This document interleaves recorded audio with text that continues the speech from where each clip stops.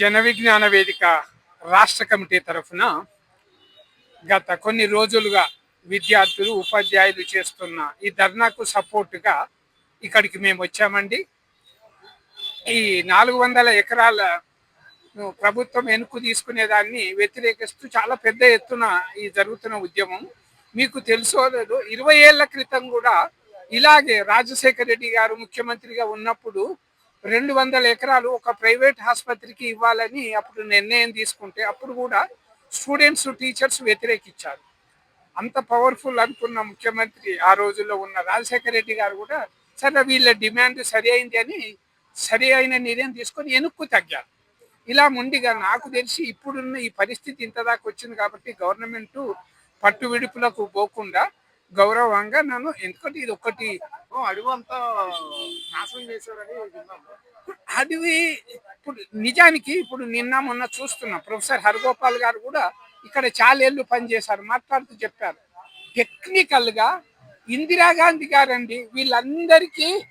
ఇందిరాగాంధీ అంటే ఈ కాంగ్రెస్ పార్టీ ఇందిరాగాంధీ 73లో అడగగానే అప్పుడు మనకు తెలుసు కదా 69 తెలంగాణ ఎడ్యుకేషన్ వచ్చినప్పుడు 6 పాయింట్ ఫార్ములాలో భాగంగా ఇది ఇచ్చారు. అప్పుడు ఇందిరాగాంధీ గారు ఇచ్చి ఆమె ఉన్నప్పుడు ఆమె స్థాయి ఆమె పవర్ ఉండి అగ్రిమెంట్ రాసుకున్నామా, సేల్ డీడ్ రాసుకున్నామా, అది లేదు. ఒక జెంటిల్మెన్ అగ్రిమెంట్ ఉంది. ఇప్పుడు కాగితం లేదు, గవర్నమెంట్ ఓనర్షిప్. టెక్నికల్ ఇష్యూస్ కాదు, technically government maybe the owner, అంత వివరం కాదండి. ఒకవేళ కోర్టు కూడా అవును గవర్నమెంట్ ఓనర్ అని చెప్పొచ్చు, అందులో తిరకాసు లేదు. గవర్నమెంట్ కూడా చెడ్డ పేరు వస్తుంది. వీళ్ళ 200 ఎకరాలు చాలా అప్పుడు ఇందిరాగాంధీ అంటే ఇంటలెక్చువల్ తో కూర్చోవడం కానీ డిస్కషన్ చేయడం కానీ ఇప్పుడు ప్రజెంట్ గవర్నమెంట్ చేస్తుంది. అది కదా మీకు ప్రాబ్లం. కనీసం ఇంతదాకా వస్తే ఏ గవర్నమెంట్ అండి ఎంత పవర్ ఇందిరాగాంధీ అంటే సార్ ఇప్పుడు ఇందిరాగాంధీ వాళ్ళే మనకి ఇచ్చారు, ఏం జరుగుతుంది మళ్ళీ అదే కాంగ్రెస్ గవర్నమెంట్ మళ్ళీ అదే లాక్కుంటున్నారు. ఏమంటే ఇప్పుడు నిన్న మాట్లాడినప్పుడు హరగోపాల్ సార్ వాళ్ళకి ఇందిరాగాంధీ సుప్రీం లీడర్ కదా. ఇందిరాగాంధీ గారు 1983లో ఇప్పుడు అడగగానే ఇప్పుడు ఉత్తకు వచ్చిందేం కాదండి. అప్పుడు తెలంగాణ 69 ఎడ్యుకేషన్ తర్వాత 70లో వచ్చిన ఆంధ్ర ఎడ్యుకేషన్ లో ఇది ఒకటి యూనివర్సిటీ ఉండాలి రకంగా ఇవ్వాల్సి వచ్చింది, పెట్టింది. దానికి రాగానే Gurbaksh Singh very good statesmen, first vice chancellor of this university.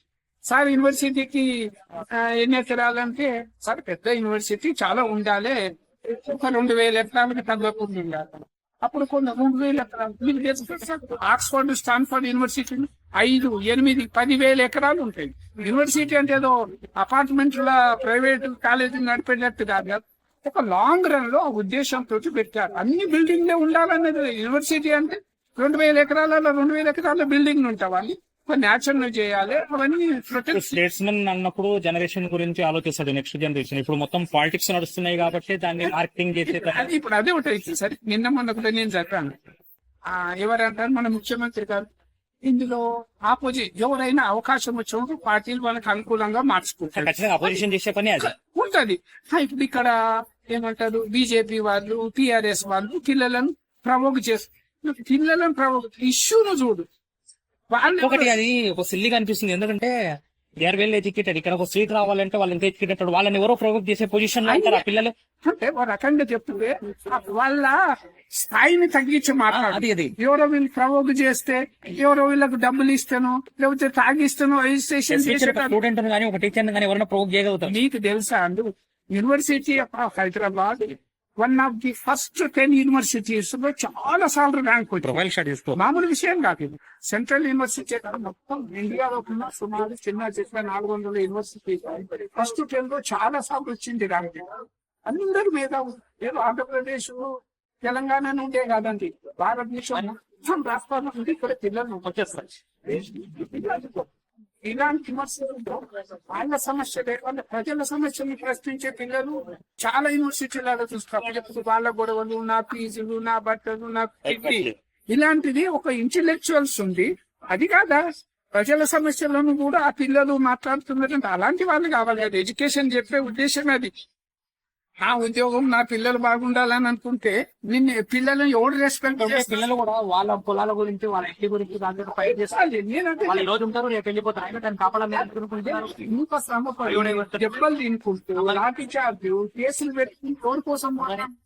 ఇలా నేను పార్టీలకు అతీతంగా నిజం గవర్నమెంట్ కొద్దిగా సెన్సిబుల్ గా చేయండి. 400 ఎకరాలు ఉన్న ఫలంగా 400 ఎకరాలు తీసి ఓడిపో అమ్ముతానంటే ఏమన్నా సమంజసంగా ఉందా? ఈ రోజు కూడా మొన్న మిత్రుడు మాట్లాడారు. నాకు అర్థం కాని పొలిటికల్ గా కూడా అడుగుతున్నారు. ఇది అవసరం లేదు కానీ హైదరాబాద్ నుంచి ఇప్పుడు మరి ఇక్కడ ఎటువంటి మాట్లాడినప్పుడు కూడా అంటున్నారు. అదే కానీ ఈ గవర్నమెంట్ ఇప్పుడు నిజానికి సిచ్యువేషన్ అర్థమైంది.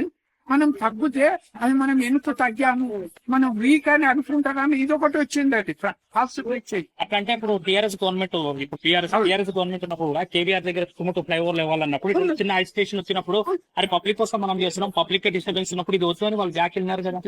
మీరు అన్నట్టు వైఎస్ఆర్ కూడా బ్యాక్ వెళ్ళినారు కదా.